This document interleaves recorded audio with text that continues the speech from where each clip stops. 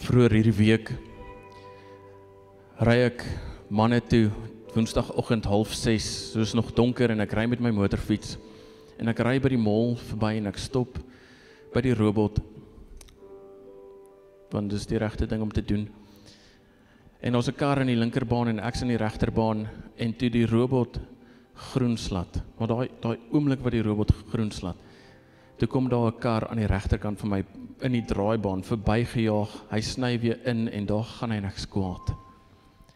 En ek is daar, ek's vies. Hoe kan jy so onverskillig ry?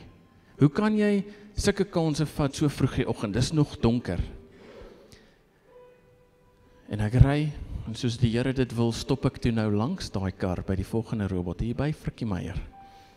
En in my judgment maak ek my helmet oop, kyk vir hom, ek skud my kop. Want hy nou mos kan weet hy's verkeerd.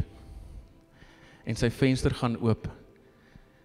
En hy sê vir my, I'm so sorry, I didn't see you.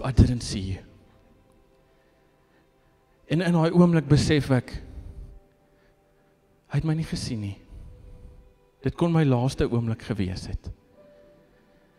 En ek beleef hoe die Here vir my sê, maak nie saak hoe jy ooit voel nie, daar's nooit 'n oomblik wat die Here vir jou sê, I didn't see you nie. Die Here sien jou altyd.